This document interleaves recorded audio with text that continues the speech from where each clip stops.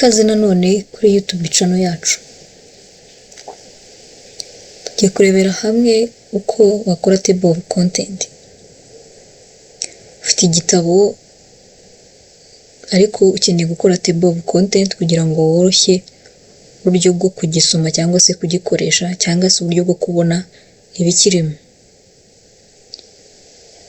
Turi buze gukenera Microsoft Word ndetse n'igitabo cyanditse ariko kidafite table of content kugira ngo tube twagitegurira table of content.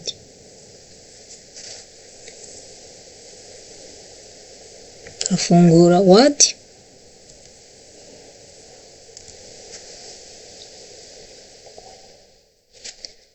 hanyuma igitabo tugiye gukoresha dore ngiki hano recently maze iminsi nkikoresha.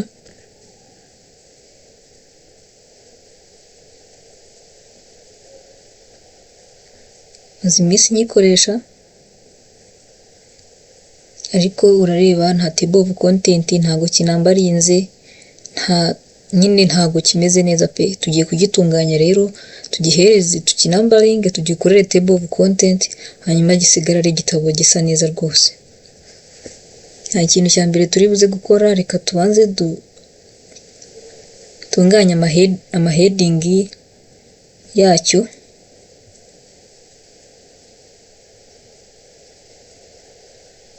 Tubanze tugitunganye gise neza, banze twaranging content,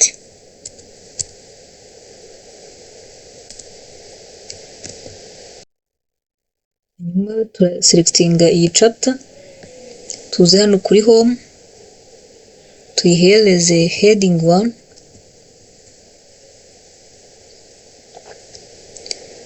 dukore scroll down tumanuke hasi tugenda kuri chapter 2 nayo tuyihereze headings. Haramutse harimo ama sub chapters twayahereza heading 2, heading 3, biterwa n'uburyo content zawe zimeze. Iyo ufite topic ifite udu sub topic, ubwo topic igira heading 1 hanyuma sub topic zikagira heading 2, heading 3 bitewe nuko zikurikirana. Nyuma n'ingi chapter turi buze kuyihereza nayo heading 1. Tujye kuri home, tujye guhitemo heading 1,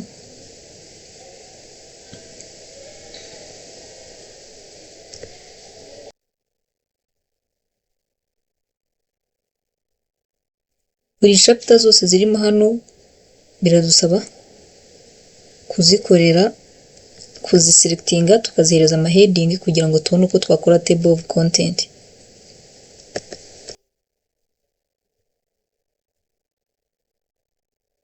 Abikora mpaka chapter zose cyangwa se topics zigize igitabo cyawe uzirangije, kuko buri topic ibiri buze kuza muri iyo table of content bo wateguye kugira ngo bizorohere umuntu uje gusoma icyo gitabo kumenya ngo iyi topic iri kuri iyi page iriho ibi bintu ibi n'ibi. Uburyo bwo kugisoma no kugikoresha byorohere buri wese. Rero ntago bigoye, ibi ngibi twatangiye gukora. Icya mbere ni uguselectinga ayo ma chapters cyangwa se topics ukazihereza ama heading. Nuvuga ngo niba ari chapter 1 iri buze kugira heading 1, niba ari chapter 1 niba ari 1.1 iri buze kugira heading 2, niba ari 1.1.3 iri buze kugira heading 3. Nyine biterwa niyo n'uburyo igitabo cyawe cyubakitse. Gusa nubwo buryo, iyo niyo step ya mbere ushobora gukoresha yo gukora table of content.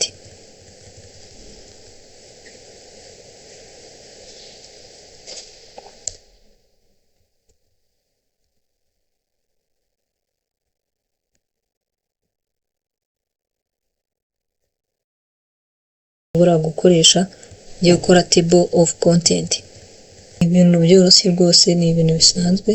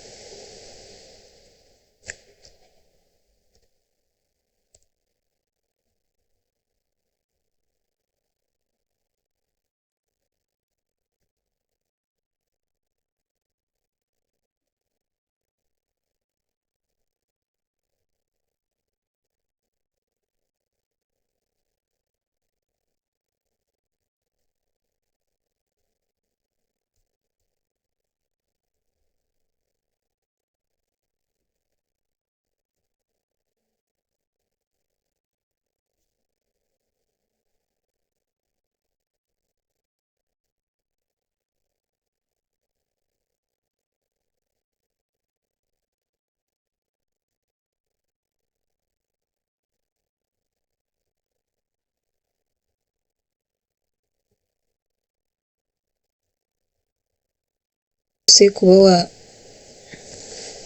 wagira igitabo cyawe nta kintu bitwaye rwose. Ikindi kintu ukora page numbering. Umaze gushyiraho ama heading, ukora page numbering kugira ngo buri heading muri table of content buri chapter ize kuba iri kumwe na page number format n'umubare wa page iriho, cyangwa se na page iyo topic cyangwa se chapter iriho. Impamvu iyo umaze ku-applyinga headings ku ma chapters cyangwa se ku ma topics ufite, ikindi kintu usigaje no kunambaringa pages. Kuri video ishize twarebye uburyo wanambaringa ama pages.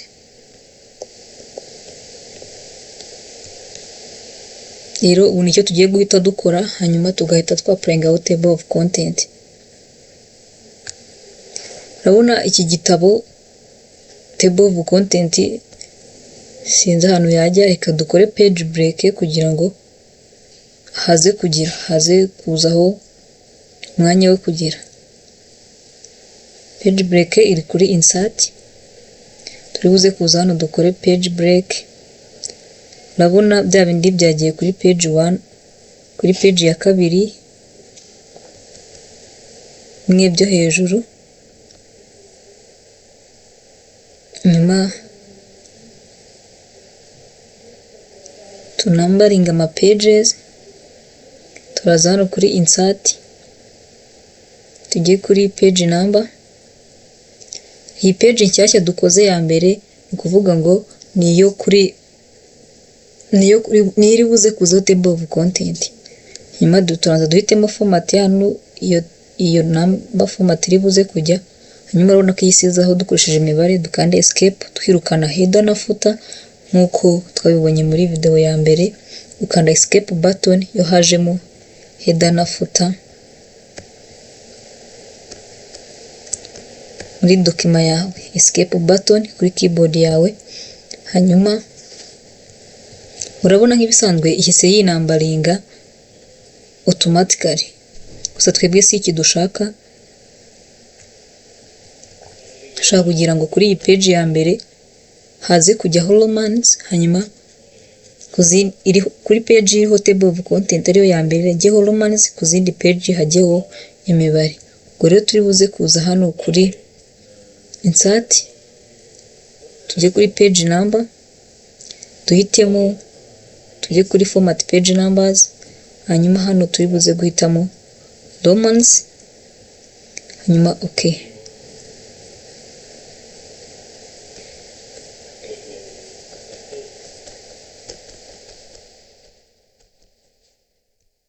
Urabona page number format yahindutse, yaje ari romance. Icyo tugiye gukora kindi ni uko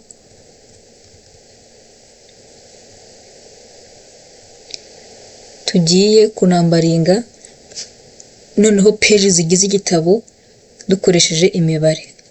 Urupapuro rwa mbere cyangwa se page ya mbere yagaragazaga cyangwa se yari iriho niyo iri buze kujyaho table of content. Rero izindi mpapuro zisigaye ziriho ama chapters, rero reka tuzinambaringe mu buryo bw'imibare kugira ngo bizorohere ubisoma vuba cyane. Ikintu turi bukore, turi buze kujya kuri layout nkuko twabibonye muri video y'ubushize. Tujye kuri breaks, tujye kuri next page, hanyuma niturangiza twa-applyingeho page number. Dusubire kuri insert, page number, format page number, duhitemo imibare. Hanyuma hano uhitamo kuri start at, biratangira kuri 1. Okay, ni ukuvuga ngo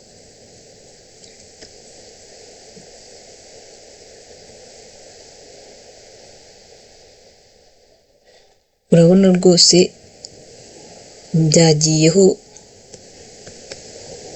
byahise byikora.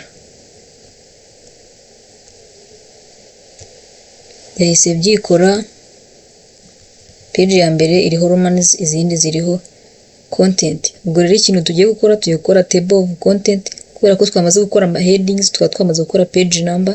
Igisigaye no ku-applyinga table of content. Turaza hano kuri reference, hanyuma uze uklike kuri table of content uhitemo uburyo wowe izaba igaragara. Kadukoreshe iyi ya mbere.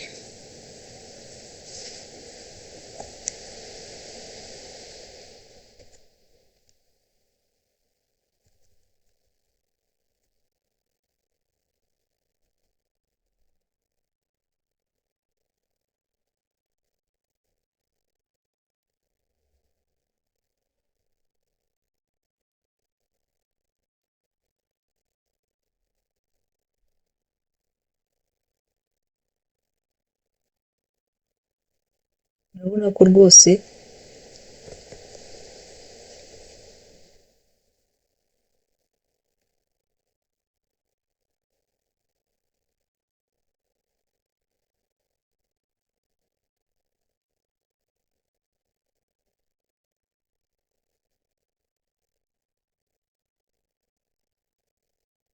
nta kibazo kibirimo, ibintu byabaye okay.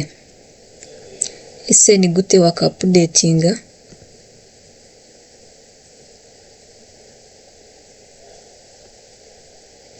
Urabona iyo hari error cyangwa se nka changes ukoze kuri table of content ushobora no kuyapudetinga.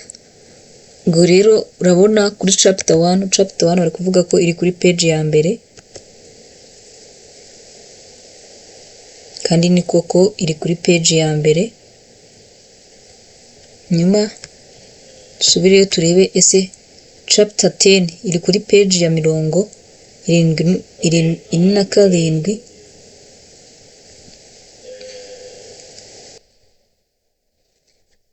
Chapter 10 kuri page ya 47. Urabona rwose ibintu biba byikoze kandi bisa neza, nta mpungenge rero rwose ibintu bizagenda neza. Urabona ko gukora table of content ntabwo bigoye kandi niko kuri birasa neza.